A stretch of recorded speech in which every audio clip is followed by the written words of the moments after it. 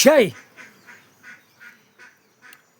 விஷ்ணு பிரமா இந்த காலத்திலேருந்தே கடவுள்கிட்ட மோதினா இந்த இடத்த பிடிக்க அதை பிடிக்க இதை பிடிக்க இதே சொல்லி அலைஞ்சானுங்க.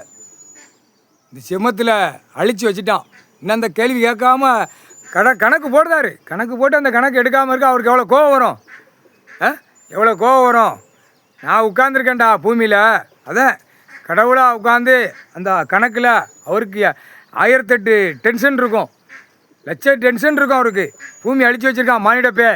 இவனை எப்படி அடக்கணும், எப்படி செய்யணும் அப்படிங்கிற அவர் அந்த வேலையை பார்ப்பார்.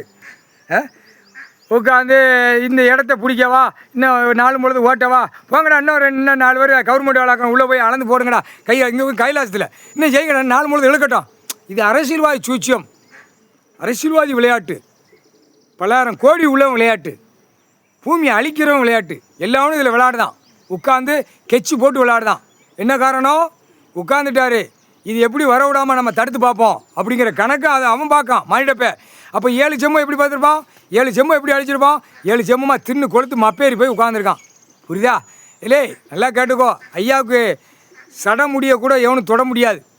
அவர் ரோமம், நீ மானிடப்பே ரோமம் வச்சுருக்கல, அவர் லட்சம் ரோமம் அவர் வச்சுருக்காரு, உடம்பு பாக்ஸ் பூராமே. அந்த மயிரை கூட நீ அசைக்க முடியாது. மானிட பிறவி. புரியா?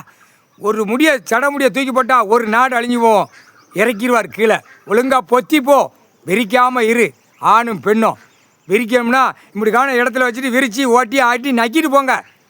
பூமியை பாழாக்காத. கணக்கு போட்டார். பூரா இடத்துலையும் கெட்டடமாக போட்டு பூமி கண்ணீர் வடிச்சிக்கிட்டு இருக்கு.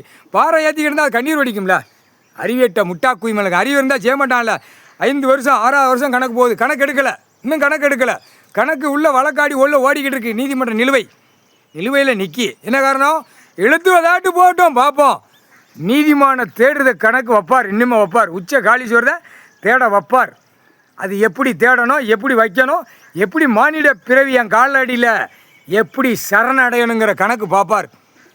இராணுவ வானரப்பட நீதிமன்ற கோர்ட்டு கைலாசம், இராணுவ தளபதியார் நிற்கார், இராணுவ நீதிமன்ற கோர்ட்டு. இதுதான் கணக்கு வராத அளவுக்கு உட்காந்து அவர் உட்கார முடியாத பிள்ளைகளை வச்சு உட்கார முடியாத நிலைமையில் உட்காந்துருந்தார். உட்காந்துட்டார். ஆனால் ரபரபையாக பிச்சு எடுத்து போடுவார். எப்படி காலக்கையை தோளில் தூக்கி போட்டு நக்கிட்டு போகிறான். தூக்கி போட்ட இடத்துல நக்க முடியாது, மண்ணத்தை நக்கணும். புரியுதா? ஆகா ஓகோன்னு அந்த பேப்பரை வச்சு நீ விளையாடுத.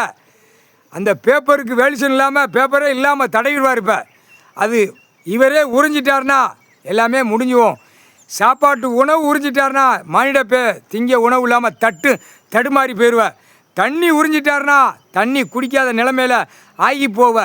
பிறகு நீயா மோண்டு வர வர ரத்தமும் மூத்திரமும் வந்தால் நீயா உறிஞ்சி குடிச்சிக்கணும். அந்த மாதிரி விட்டுருவார். ஒழுங்கா போ கால் சத்தியம்.